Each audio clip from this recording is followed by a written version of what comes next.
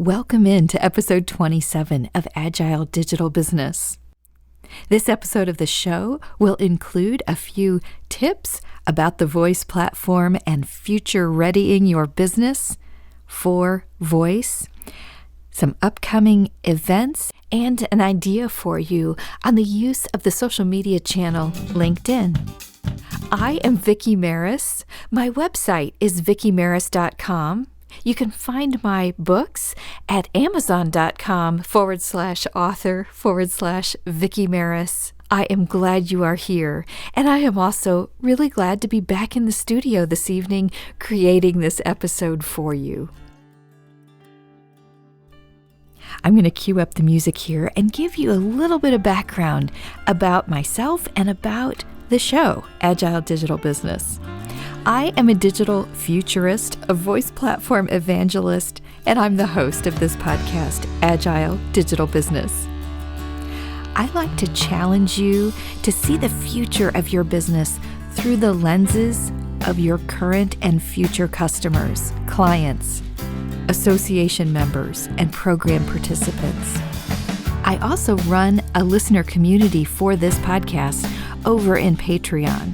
So if you would like to engage in discussion around the topics that you hear in the show, if things are sparking ideas for you and you want to bounce ideas off of others about how you can flex your strategy and align the ways that you are communicating about your products and services in ways that your customer is asking for you to communicate about them today, then I encourage you to become a part of my listener community in Patreon. In this episode, I'm going to freestyle just a little bit to bring you up to speed on where I've been. If you've been listening to the show on a regular basis, you've probably heard me talk about our music. My husband, Scott Greeson, and I are songwriters and entertainers. When we book for festivals and concert venues, we are often performing with our friends in the band Trouble with Monday. We also perform as a duo, trio, and other combinations with the musicians in the band.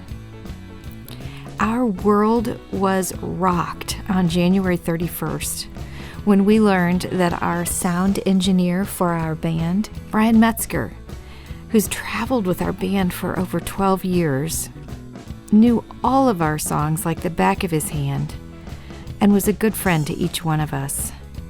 He passed away of a heart attack while he was on vacation with his wife. There are still moments when it's hard to believe that he's gone. Scott and I will be attending the visitation for him this evening, and we're attending his funeral tomorrow. In fact, Scott and our friend Nikki Kerr wrote a new song that will be played during the funeral tomorrow for the first time. While Scott is singing a few tunes live tomorrow at the funeral, he and Nikki decided it would be best to record the new song and play the recording of it tomorrow at the funeral rather than try to perform it live. It is really powerful, and I'm not sure either one of them would have been able to get through it. I still can't get through it without crying when I'm listening to it. Here I'm getting a little choked up even just telling you about it. In the future, I hope to be able to play it for you here on the podcast or to be able to direct you to where it's available. But for now, I'm simply feeling grateful that Scott and Nikki were able to put those words on paper and that we'll be able to use them tomorrow as a way to celebrate Brian's life. We have been practicing many of the tools that I've written about in my books about processing grief in healthy ways that lead us into the future rather than keeping us dwelling on the past. But believe me, there are moments when that is a lot easier to say or to write about than to do. One of the things I do write about is to keep your momentum going, keep that forward motion going. And Scott and I did that with our friends Leanna Atwell and Kevin Ludwig and several friends that volunteered to help last Sunday night when we performed a show that Brian was the producer for it. It was really hard to be up there on stage entertaining to a full house when we were still really hurting from the loss of our friend. But that action of moving forward and doing the thing that we all knew that Brian would have wanted us to keep on doing, and that's playing music, it was healing. In the episode just prior to this one, there is a little bit of a commercial for that event that we did. It was called Stories, Songs, and Satire. And it was a combination of Scott's original music and then the wonderful comedian and therapist, Dr. Will Miller, did some stand-up for sections in between the music. And oh my goodness, was it a lot of fun. And we all experienced some laughter, tears for sure, and healing. I think we're going to do another one of those shows in the future. It just really came off well. And we've had people asking about when is the next one, so that's encouraging. Another thing we have coming up is Scott and I are leading a day retreat for writing projects and journaling on March 7th at an Airbnb in South Bend, Indiana. That's near Notre Dame. We're looking forward to spending time in the quiet, to reflect, to write, to plan, and to support each other in moments of quiet conversation during the day. If you'd like to join us for that event, there are spots remaining. It's listed out on Eventbrite. As I freestyle in this episode, the resources that I share with you and my input about things I've experienced around the voice platform might seem a little bit random, but let's just roll with it. One of the reasons I started delving into the understanding of the voice platform and how musicians and authors and businesses should be preparing was because we haven't had great results when asking Amazon Alexa in our kitchen if she has information about music by Scott Greeson or about my books that I've authored and self-published in Amazon. I've been working on changes to my website and other marketing tactics in order to make my content more discoverable. If you've been listening to the show, you've heard me share about some of those things that I've been changing and resources I've been gleaning and putting into use as I'm making those changes for my business.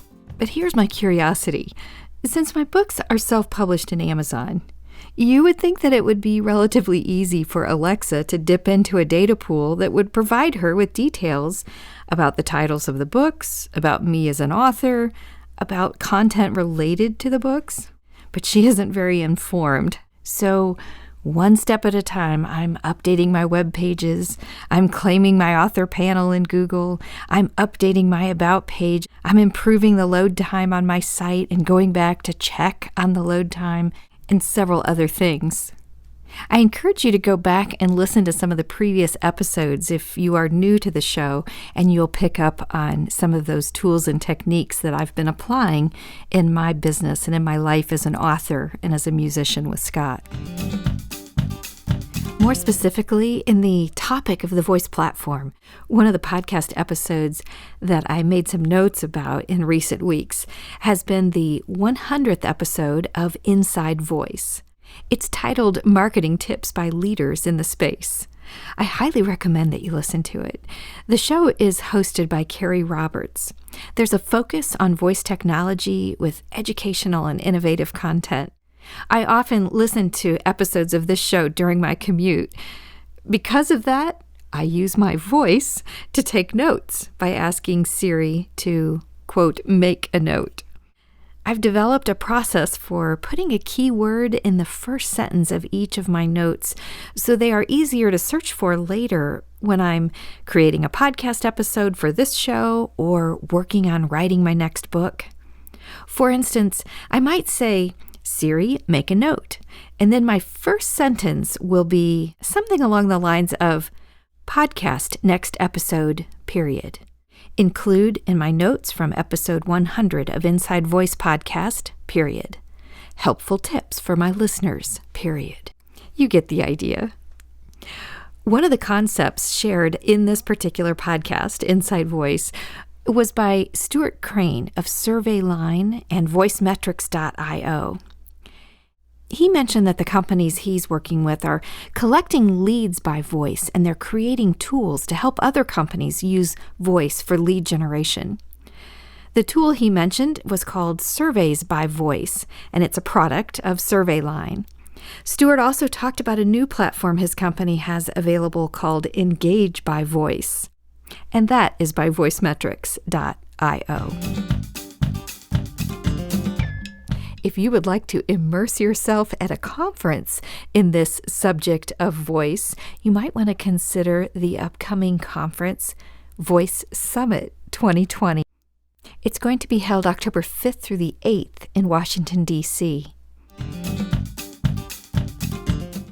On another subject, I'll give you a little bit of insight on the next conference talk that I'm working on. I'm taking a look at how trends in self-education and uses of artificial intelligence, machine learning, and the advance of digital voice assistants are shaping lifelong learning. It is such a fascinating space. I have heard Dr. Joe Dispenza say on videos in YouTube that in the age of the internet, with all of the information that is available for free, ignorance is a choice. And in another bit of news, this one is music and conference related. Scott and I will be playing music for a private event on Saturday with a couple of our other fellow musicians. Right after that event, I head out to Social Media Marketing World Conference in San Diego. I've attended that event since 2014, and I find it to be one of the best run conferences around. And obviously, I haven't been to all conferences, but of the cross-section of conferences I have attended, this one is impressive. I admit that I have liked it better when it wasn't so huge in terms of numbers of people who attend it, but it's still an amazing place to get energized about techniques and tools for marketing and engaging in social media with your customers. In fact, it's one of the previous editions of this conference when I first learned about flash briefings and a breakout session for podcasters. And last year, I gleaned several great pieces of content for developing a YouTube channel and for taking advantage of LinkedIn and the fact that there is so little original content posted by LinkedIn users. That hasn't been a category that I fall in, as I have loved to post short videos on LinkedIn about leadership lessons and tips that I pick up from working with teams of animals. I work and train our llamas here on the farm and my Connemara pony, Kiriko. They can teach us a lot of insights about team dynamics and leadership, and I actually share some of that in one of my conference talks. I just posted a new video last night, in fact, on my LinkedIn feed. I was creating it while I was sitting out in the barn aisle with the llamas, and I talk about developing trust among your team members. So if you'd like to take a look, I invite you to visit my LinkedIn profile and check out my recent post. So that one was from Monday evening, February 24th. And just a few days prior to that, I had shared a link to a video on YouTube of an amazing ride by Dan Huss on a championship reining horse.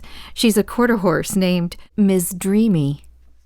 The bridle broke during the early part of the ride, and Dan chose to continue the pattern. He reached down to get the swinging bridle out from between the front legs of this mare while she was going, and then continued to ride as if there was no tomorrow. Because he put his other hand down on the reins, it disqualified his ride, but my goodness, it did not slow him down. Every turn, every change of speed, every sliding stop, they were all delivered expertly and calmly by his horse. Through communication she was receiving from Dan, by slight changes in his seat and legs, and a demeanor that reflected their long-time connection. It actually made me think of the things that we're all doing to get our businesses future ready for voice. Are you pulling your marketing team up to a halt to assess a situation, to approve of every equipment change, and to get your legal team involved? Or are you reaching in while they are still at full speed and getting broken, outdated equipment out of their way so they can take the company, your team, to future successes by opening up channels to better listen to your customers in the ways they want to be communicating with you? I hope it's the latter. In closing this episode, I want to share another thought from Dr. Dispenza, who I mentioned a little bit earlier in this episode. It's in the suggestion that he makes that we should each be speaking about our intentions for our future and speaking gratitude about the future as if it already exists. I'll leave you with this. Here is his quote. "What is the greatest ideal of myself that I can be today?" Friend, I love you and I appreciate you being here listening and learning. Now, please join me in our quest to teach, inspire, and connect.